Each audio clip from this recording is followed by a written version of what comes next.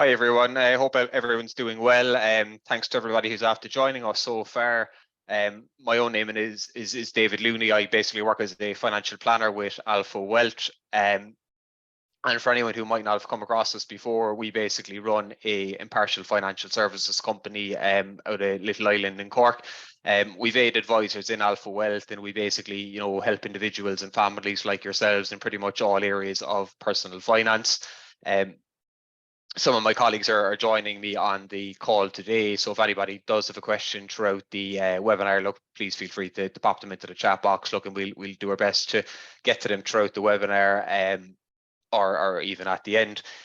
For those of you who don't know as well, we have been doing a lot of these kind of online financial webinars over the last kind of 2 to 3 years, and we wanted to do one specifically for tech workers, just given all the kind of changes in the sector, because look, I'm sure there might be a lot of people on the call today that have some very important financial decisions to make over the next couple of months, whether that's maybe making choices around, severance packages, or what to do with company pensions, or even maybe what to do with company shares that you might have accumulated in the course of your employment.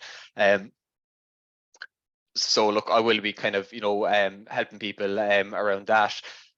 So look, it's obviously not a secret that technology or the tech sector has had a bit of a challenging period in the last year or so. But pretty much look, every sector has had a challenge just in the last 12 months. Like 2022 was a very, very challenging year for markets. It was actually the worst year we've seen in financial markets probably since the 2008 financial crash. You can just see here on the screen that the MSCI World Index, which is kind of the global stock market index, was down 18% in 2022. In stark contrast, the tech specific index was actually down 30% in comparison. So you can just see, how much of a challenging time tech had versus maybe kind of, all sectors in general. Obviously delving, under the bonnet of that, some of the kind of major tech companies, their stock price, did dip quite a lot in 2022. You see there companies like Microsoft down 22%, Amazon down nearly 40%, and Apple down 18%. As of the 18th of January, just a couple of weeks ago. And I'm sure, many people on the call might be holding shares in those companies through the course of their employment. And obviously a lot of us have seen, the news articles out there of a lot of the major tech companies in Ireland starting to lay off jobs. But look, of course, I don't want this to be, I suppose, a doom and gloom session. And, whether you are somebody who's, I suppose, impacted by some of those things, or whether you're someone who's not impacted, I think that, all of us just really kind of want to put ourselves in the best financial position, get the right advice, and, make sure that we're just making the kind of right decisions with our finance. And look, hopefully that's what I can help you guys with today. So basically what I'm going to be focusing on in the webinar today is firstly, just some advice around financial planning in an uncertain world. I'm going to be talking about a little bit about diversifying your exposure to tech for people who might be holding large amounts of company shares with the company they work for. We'll be talking about your options when it comes to what to do with your pensions or what to do with your redundancy if you are impacted by that. We'll be talking about how you can reduce your tax and maybe some alternative tax efficient options that are out there to buying the shares in the company that you work for. And then just finally, how to get more from your money. As I mentioned, we will be opening up a Q&A. Some people have sent me in a couple of questions through email. And for anybody who does want to ask a question, feel free to pop them into the chat box and we will get to it at the end. So look, irrespective of what situation you find yourself in, I am a firm believer that if you are earning an income, you should be proactive with your finances. And the first step for me is always about establishing what your financial goals are. When I'm dealing with clients here in the office, I always try to delve down into why exactly are they talking to us or what they're trying to achieve. And I hear things like trying to become debt free, or how saving to buy a property in so many years time, building up a nest egg, saving for kids' education, or trying to retire, or being financially independent by a certain age, or reduce their tax. Or it could be a combination of all the above. And it is so important that people have a roadmap on how they're going to, achieve all of those things, which is essentially a financial plan. And I suppose Alpha Wealth's role, or my role as a financial planner, is to help people kind of, achieve that balance when it comes to, I suppose, the distribution of their income and their assets, and make sure that they're putting the right amount of money to the right places to, you know, address their needs, their wants, and obviously kind of saving and investing for their future to I suppose, to meet their objectives. And what we would be doing then, I suppose, is kind of organizing your financial goals into those that are going to come up over the short term, which is, you know, say now to 3 years time, what's coming up in the medium term, which is 3 to say 10 years plus. And then the long term is, you know, 10 to 20 years, are you getting to a point where you're, I suppose, financially independent, which is kind of like the ultimate financial goal for everyone, where you get to a point where you say, do you know what, I have the option now to, you know, reduce my work hours significantly or even give up work. And I suppose, again, my job is to help people get to that point in time as early as possible. The first step really of your kind of short-term financial planning is all about, you know, building up an emergency fund, particularly if you, I suppose, are a bit concerned about what might lie ahead over the next couple of months. Now, there's been a lot of, I suppose, thought on what exactly constitutes an emergency fund. A lot of people will say 3 to 6 months of salary. If you're in, you know, stable employment, have good kind of sick pay policies and work, I don't really prescribe to the notion that you need 6 months of salary sitting in an account doing nothing for you. But, you know, I would say maybe no less than 2,000 for most people. And what that really does is prevents the need to withdraw on other funds, which could be working for you over the long term, maybe like your shares or your investments. And the best place, of course, to keep your emergency funds or your short-term savings is just a standard deposit account, like, you know, your bank savings account, your credit union, or your post office. So not invested. If we move on then to, you know, medium-term financial goals, you know, such as building up a bit of a nest egg for yourself, planning for future costs, or something I speak to a lot of clients about, planning for their children's education. It's important to note that that portion of your savings or that portion of your funds does need to be invested, okay?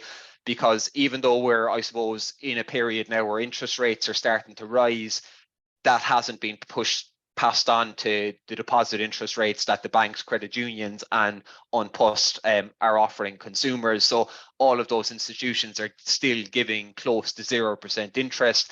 And in a period also where inflation is creeping up, you know, any money you have in the bank, credit union, or post office is guaranteed to lose value relative to inflation, and that can be quite devastating over time. So, you know, I speak about the importance of making sure that your savings are working for you and earning an interest rate.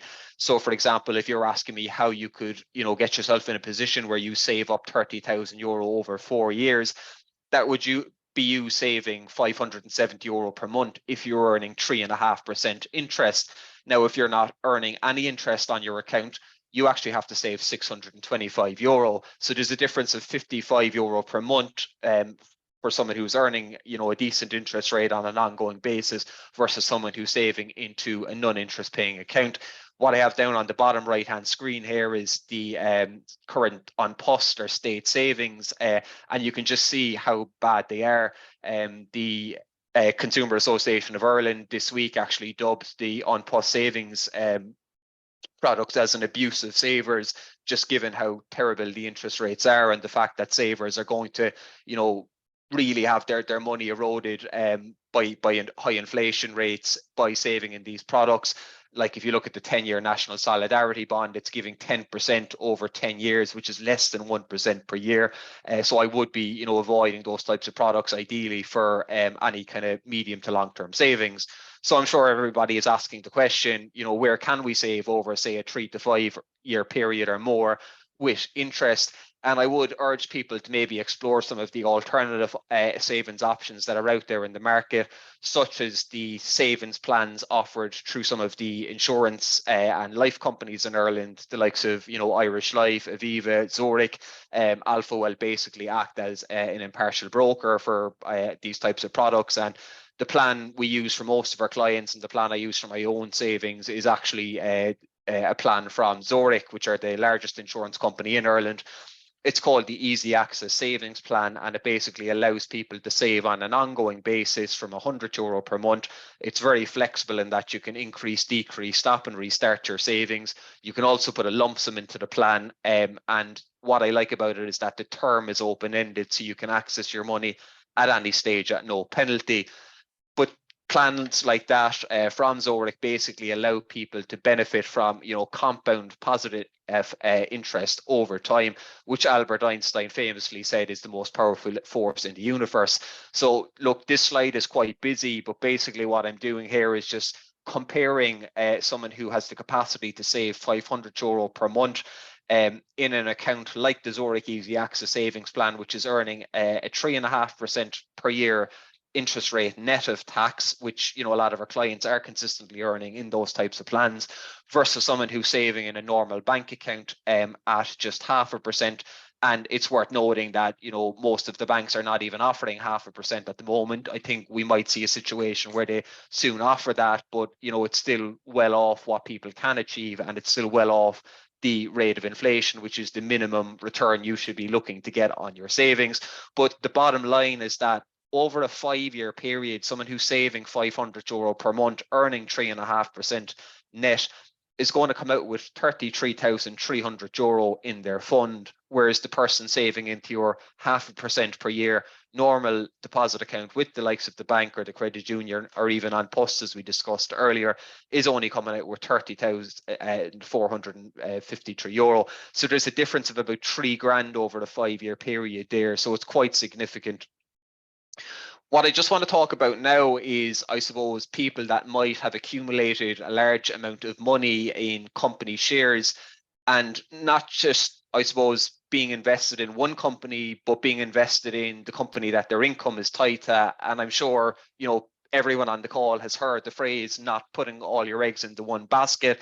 And the advice I would be giving to absolutely everybody on the call that has shares in the company that they work for is never hold too much. I'm not against people buying shares in the company you work for, particularly if there's a tax incentive in doing so and you get a discount on the shares.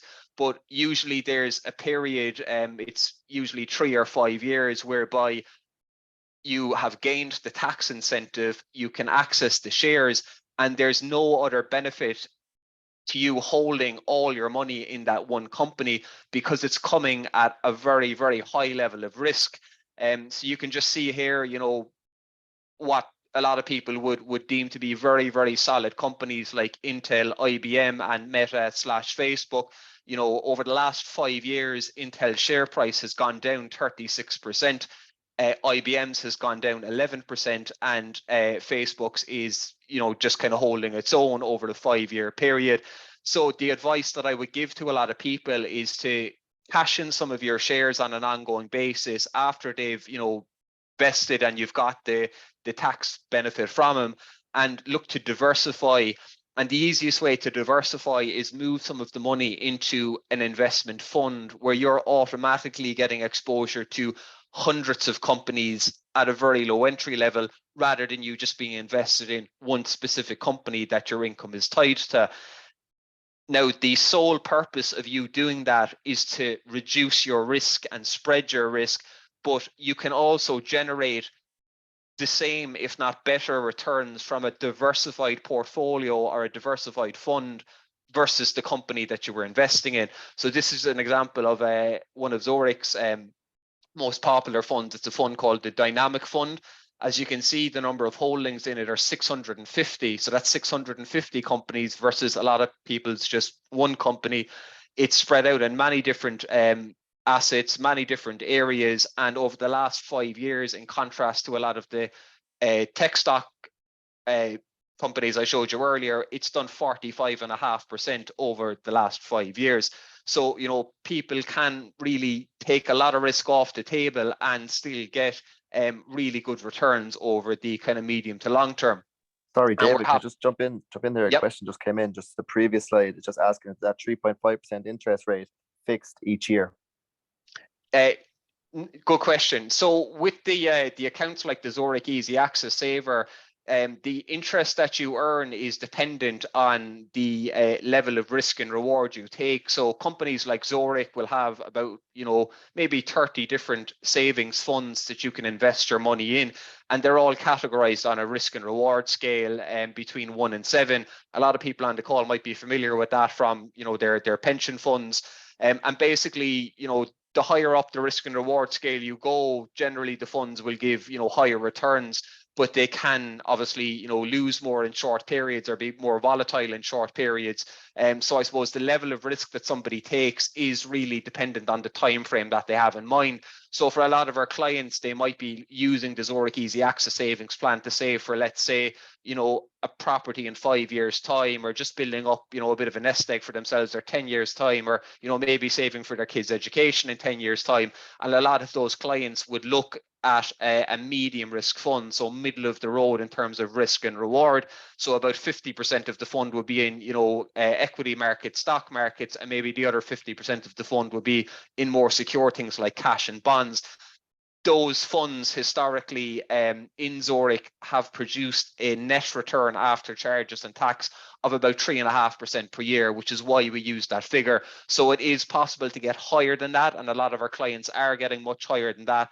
And then, of course, you can kind of, adjust your risk and reward appetite to, get more modest returns. So look, there's something there for everyone. But I do believe, everyone on the call today can earn a 3.5% net return per year without taking, too much risk on board, as long as they kind of have that, 3 to 5 year plus window to keep the savings in the account. So look, I hope that answers it, but look, I'm happy to discuss in a bit more detail afterwards if needs be. So just moving on then to the kind of the long-term stuff, as I said from the start, it's kind of reaching this ultimate goal of financial independence. And I suppose, asking the question, what is the most efficient way to reach financial independence and reduce your tax? And it is, of course, to maximize the use of your pension. Now, pensions are a bit of a complex area, and a lot of people kind of misunderstand them, but all pensions really are is a long-term savings plan. And because of the generous tax reliefs around them, it's usually the most effective way of saving a large pot of money over time and reducing your tax bill, particularly if you're a top rate taxpayer. So that means if you're, say, a single person earning over €40,000 per year and you pay, a good portion of your income at the 40% rate of tax. So you can just see here down at the end, the scope that revenue allows people to contribute to their pension. So for someone who's under 30, they can put 15% of their earnings into a pension each year and get tax relief up to that level. And that gradually increases to 40% for those who are 60 or over.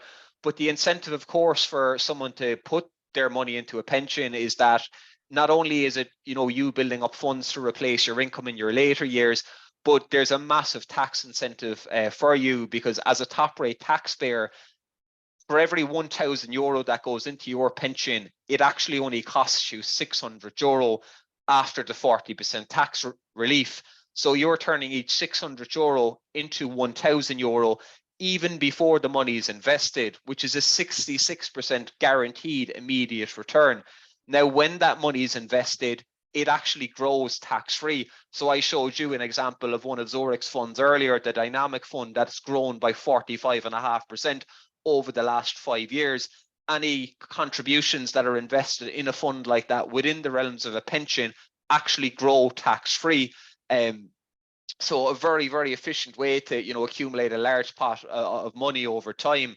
And, when I speak to clients, I talk about the importance of, doing a health check on your pensions and knowing where you're at. And the 4 things we generally look at are, what's the current value of your pensions? How much is being paid into them? Very, very important is what income is your current pensions projected to give you in your later years? What are the management fees and where are those funds invested?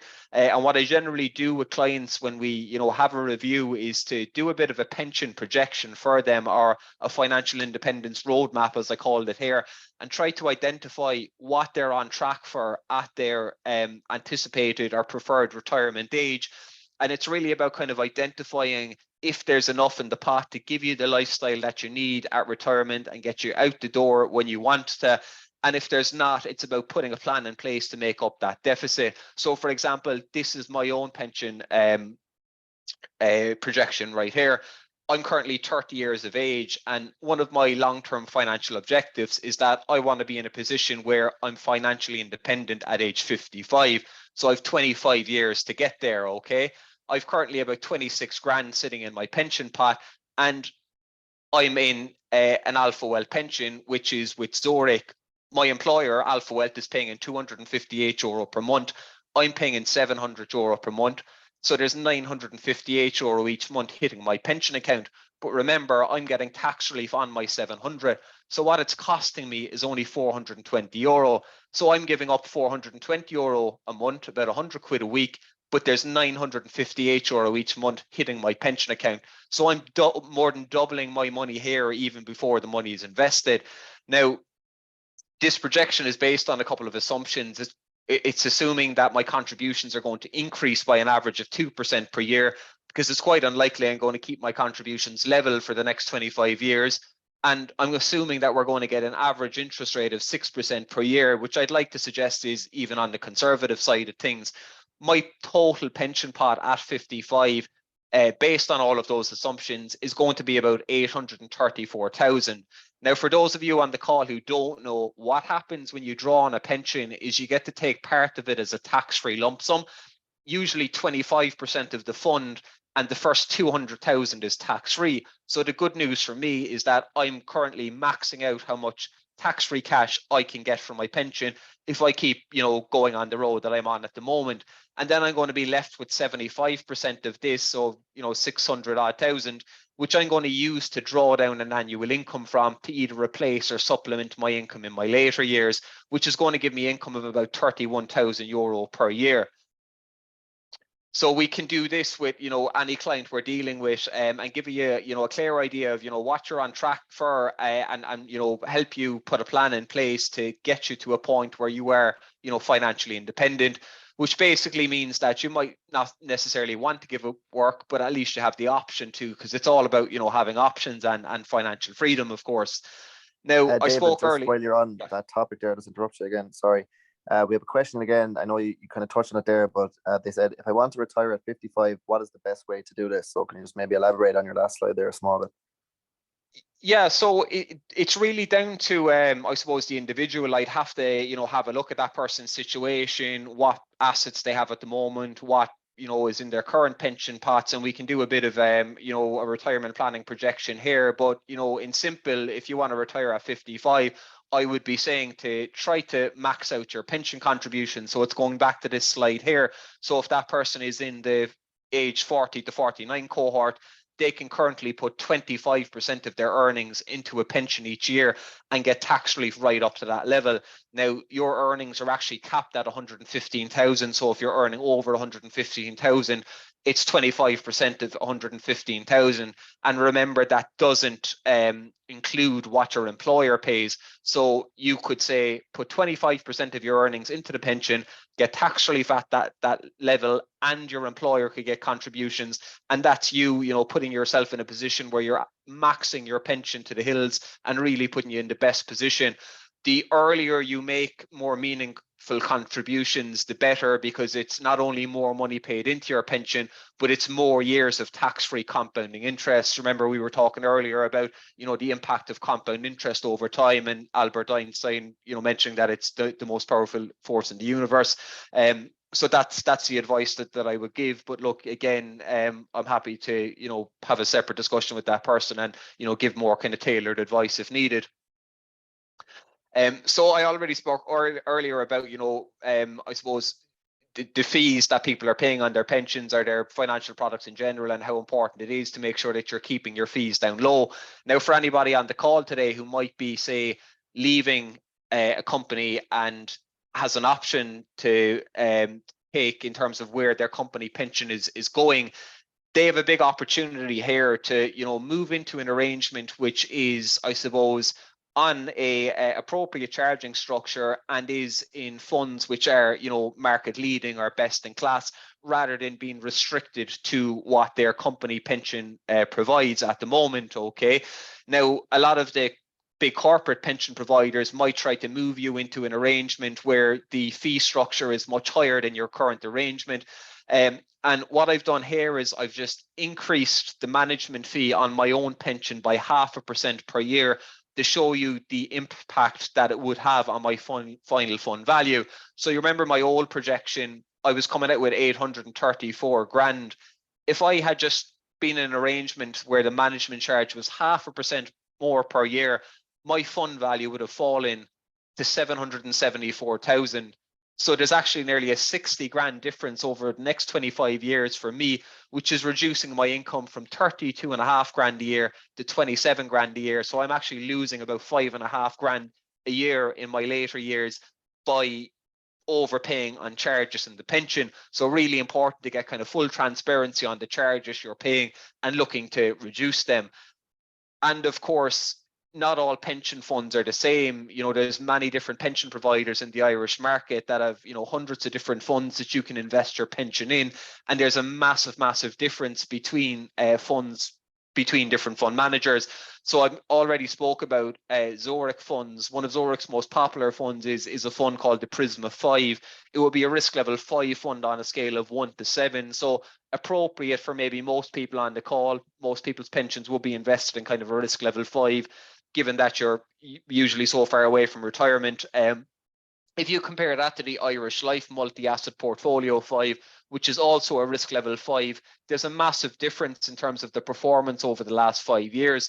Prisma 5 has grown by 52% over the last 5 years, whereas Irish Life in comparison has grown by less than half of that at just 19.65%. So there are a lot of people on the call who might have their company pension managed by Irish Life.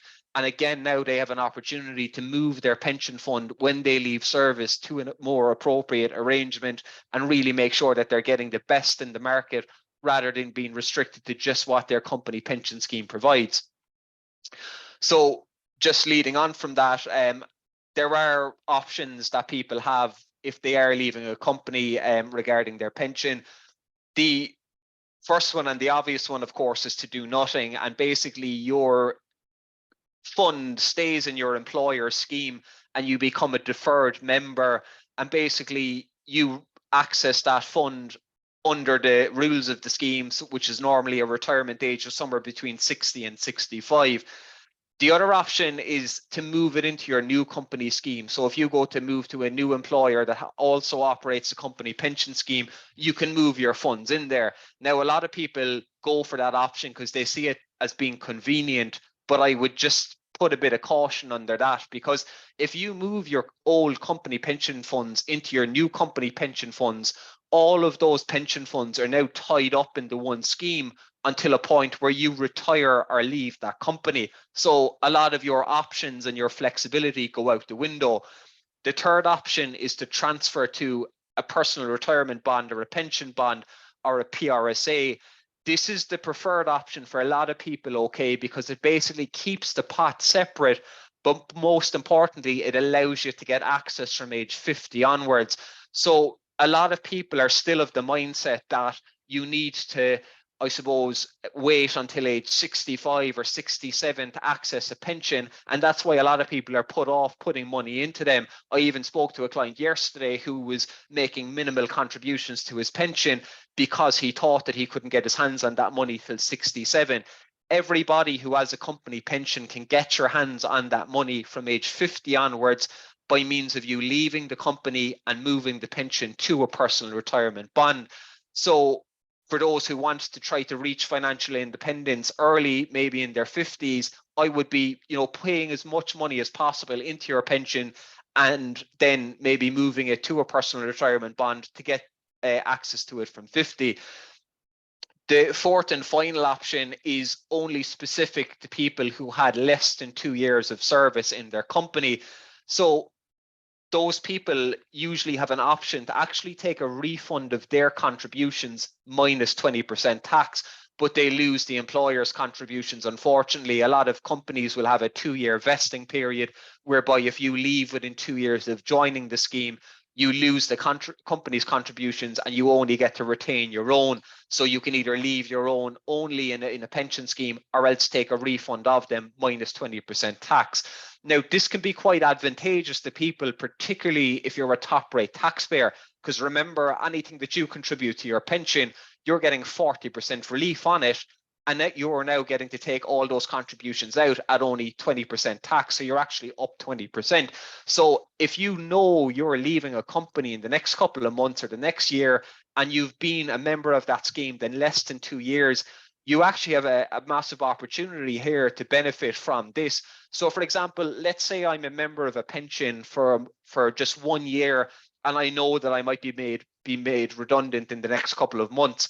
If I have 10 grand in my bank account, I can transfer that 10 grand into my pension pot. Because I'm a top rate taxpayer, Revenue are going to kick me 4 grand of that back. So the 10 grand goes into my pension. I get 4,000 euro back from Revenue. And then when I leave the company, I get to take a refund of my 10 grand back minus 2 grand tax. So I'm actually have to come out with 12,000 on my 10,000 utilizing this. But remember, it's only for people that have less than 2 years in the scheme. And again, look, if there's anyone on the call that wants more specific advice around this, we're happy to help there. Just leading on from that, sorry, was there any questions on that front, Keenan? Yeah, just as we're touching on redundancy there, just I know you're going to tell a bit on it now, but one person just asked, what's the best thing that they should do with a redundancy payment they're expecting? Yeah, good question, because I'm actually just about to discuss redundancy now. So obviously you have a lot of decisions with what to do with your redundancy money, but the first, I suppose, consideration you have is on the options with regard to your severance package itself. Okay, so maybe this might apply to some people on the call and it might not apply to others, but basically if you're looking at a severance package, part of that is going to be tax-free and part of it is going to be taxable. And people will get a letter out which gives all these convoluted calculations like basic exemptions and increased exemptions and SCSB, I suppose, calculations. I would forget all that because it all boils down to this, okay? You basically have an option to waive the right to your future tax-free lump sum from your pension in order to get more tax-free cash from your severance package now, or else you don't waive that right. You retain the right to get the tax-free lump sum from your pension when you retire, and in return you get less of your severance package tax-free now. So it's a case of saying, do I want more tax-free now or more tax-free later on? Okay, most people will be looking at the short term and they'll, look at the more tax-free cash now.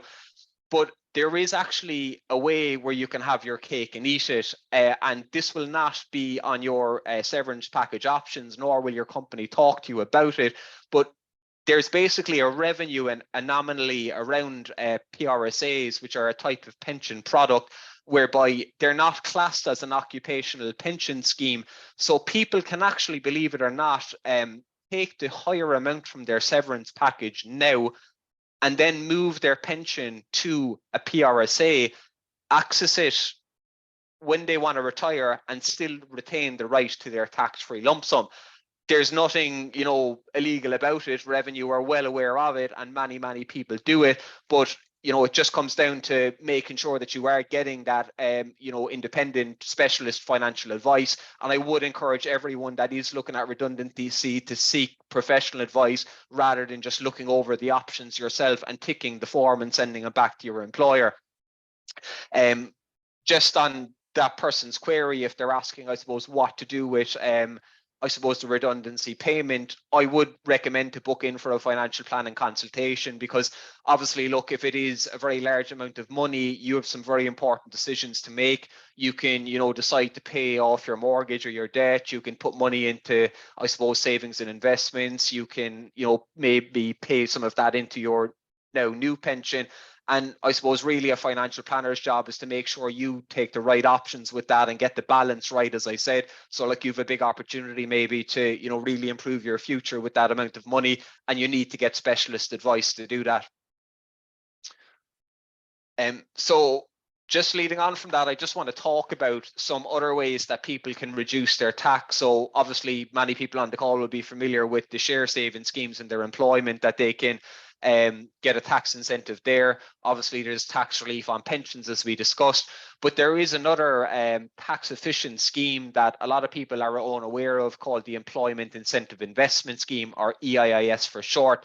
It's basically a revenue-backed scheme that allows top-rate taxpayers to invest in qualifying Irish companies typically over a 5-year period, and any amount of money that you invest with those companies, revenue will give you a 40% tax break on the investment amount. Now, the whole purpose of this scheme is to support kind of progressive Irish companies and, you know, help them to grow and promote employment. And the incentive for us as taxpayers is to generate a good return on investment and reduce our tax bill. The minimum you can invest in this scheme is usually €5,000. So look, it's a lot more maybe achievable than some people might think.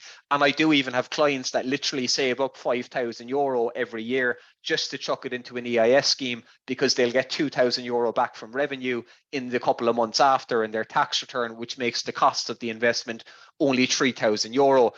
It is the only thing really that exists in Ireland to get tax back at a high level outside of your pension.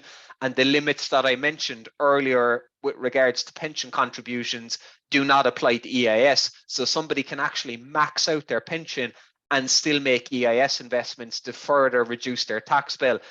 There are multiple sources of income as well, which are not pensionable, such as rental income from an investment property. But that income, again, can be put into the EAS scheme. So if you're somebody who's working, maxing out your pension relative to your PAYE income and has excess, say, rental income that's taxed at the top rate, you can claim back the tax on some of that rental income by putting it into an EAS scheme. So basically how it works is, let's say you invest €10,000 in an EIS qualifying company this year. When you do your tax return at the start of next year, you include that EIS contribution. There's actually a section on the tax return to do it. And usually within a couple of days of submitting the return, revenue will kick you €4,000 back. So that's €4,000 coming back to you, which makes the net cost of the investment just €6,000.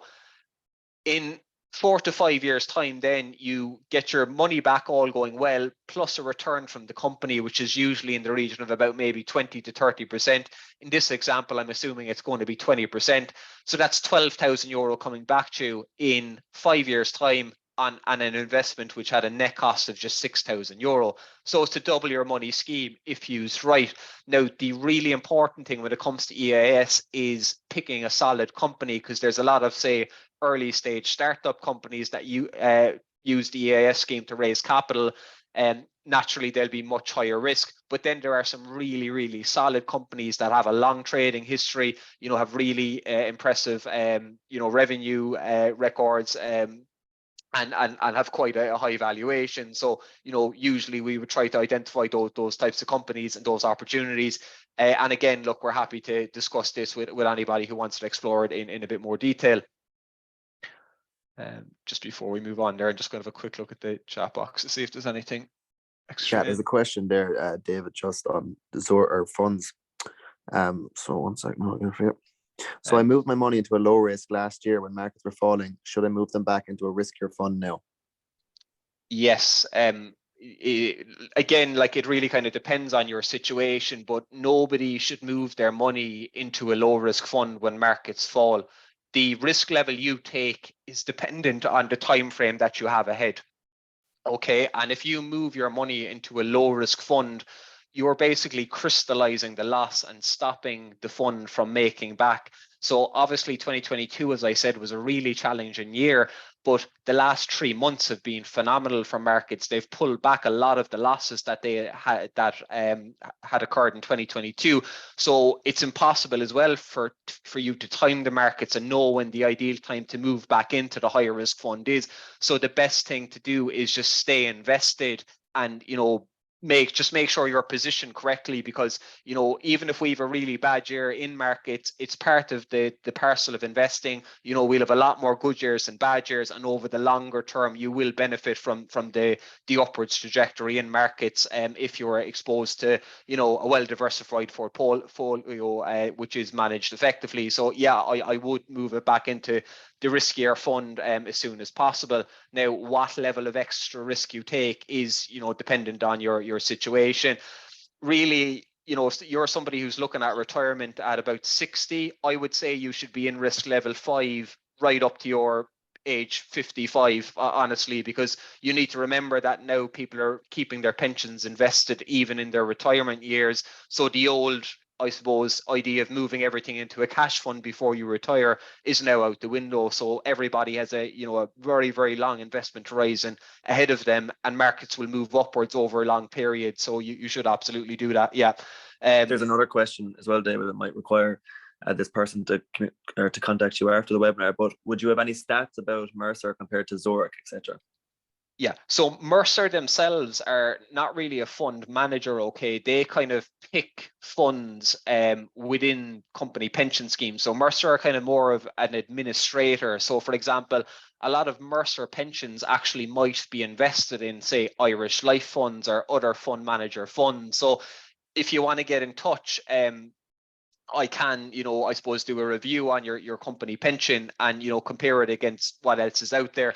A lot of providers as well, like the Mercers and the Aons of the world, they might allow you to invest in funds from different fund managers. So maybe there's a fund that you're currently invested in your pension, which is really underperforming versus the rest of the market. And maybe there's another fund that you can move from, which is a similar risk level, which is managed differently by a different fund manager. So you can move to that. But generally, in my experience, Zurich are, I suppose, best in class and have demonstrated that now over a very, very long time.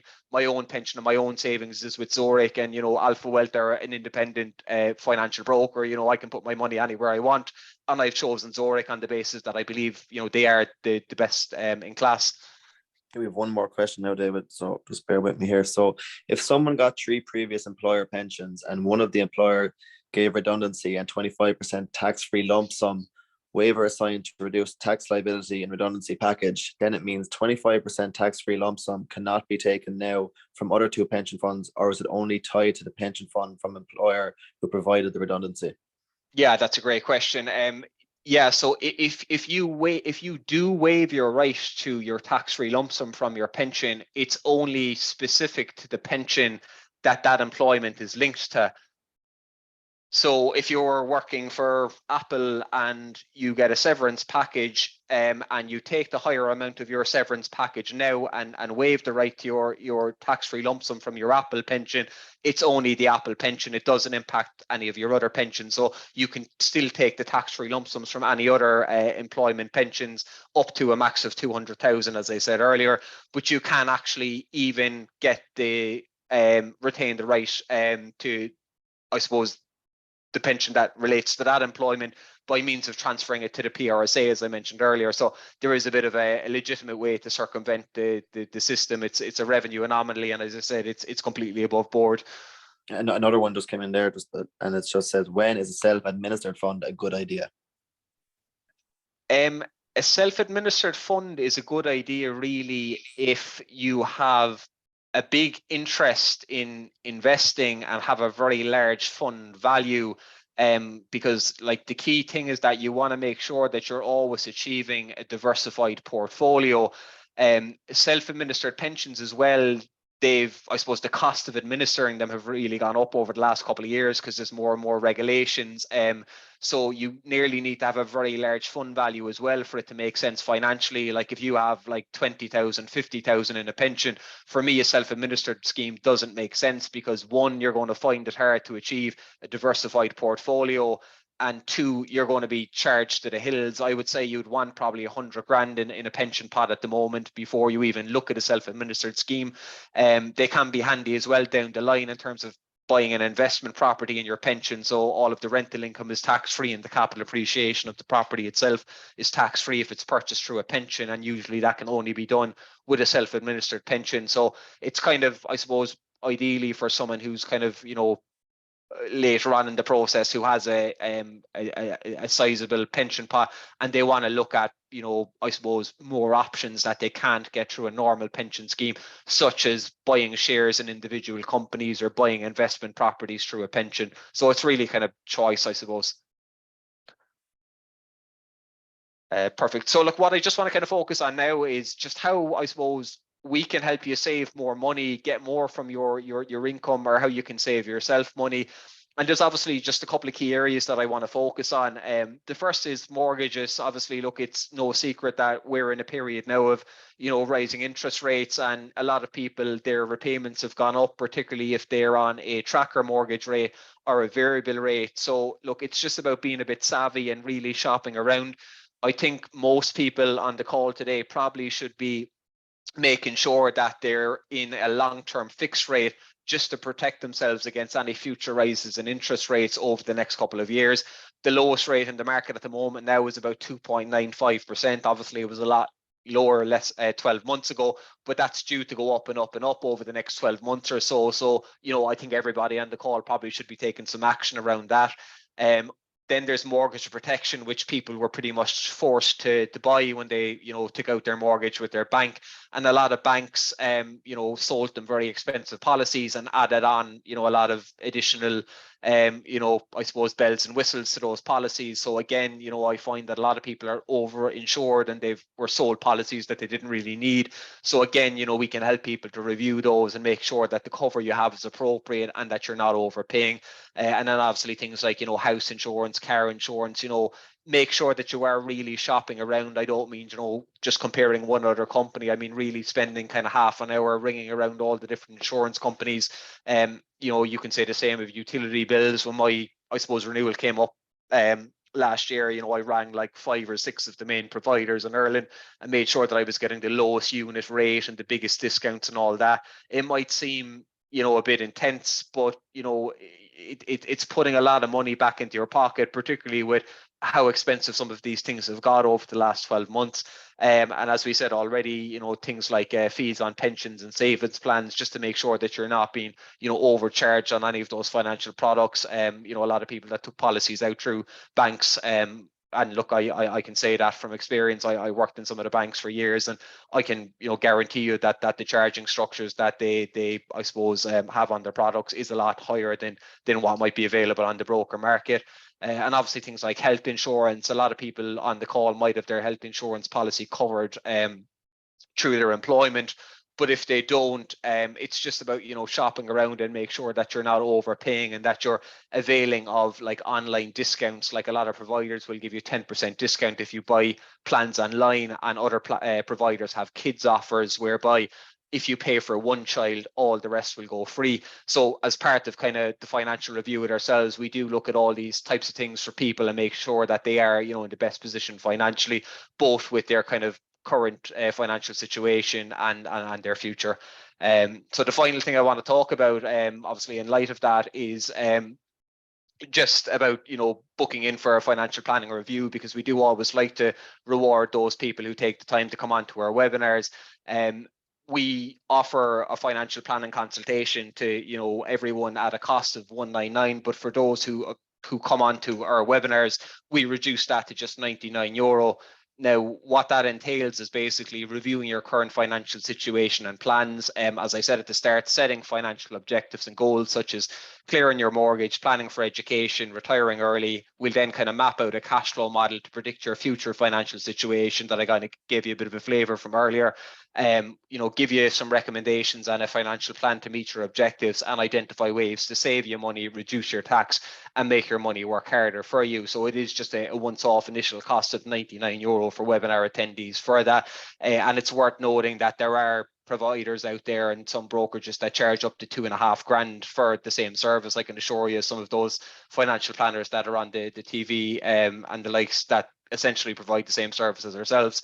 So if anybody is interested in looking at that, happy to discuss on a one-to-one basis. Some of the other things that I might not have covered today that we can focus on are, mortgage advice, protection reviews, savings and investment advice, more specialist things like estate and succession planning. We are on, all the various social media channels, and my own contact details are there if anybody, wants to take them down and get in contact. David, just to interrupt you there, just back on the financial consultation. Just to let everyone on the call know, you can book it on our website, www.alphawealth.ie. And if you use the discount code 50alpha, all capitals, you'll get the 50% discount. So that's 50alpha, all caps. Perfect. Do you want to throw that discount code into the chat there, Keenan, just so people... yeah, I don't have access to the chat, unfortunately, David. So if you can throw it in there. All right. So that's 50 alpha.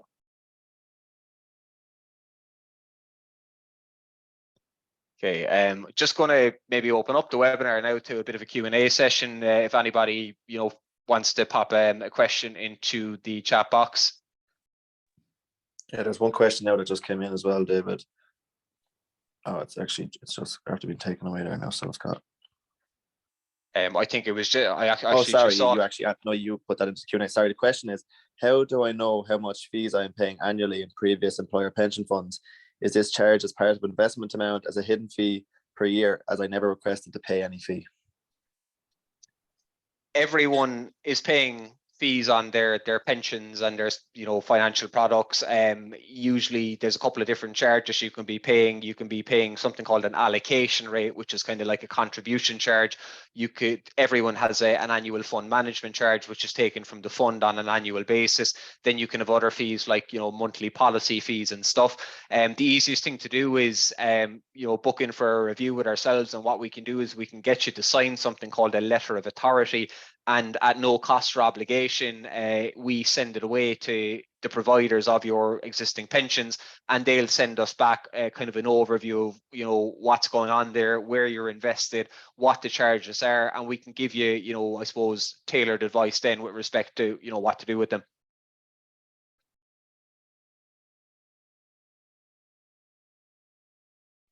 Yeah, that's perfect. Now that's all the questions I think for tonight. But another one just came in. I'll tell you now. I know it's just saying thanks. Yeah, that's all the questions for tonight. So I think, David. Perfect. Look, just want to take the time to say thank you to everybody for coming on. Look, have a great evening. And look, as I said, if anybody has did they need any help, look, please feel free to get in contact. Thanks a million. Have a good evening. David.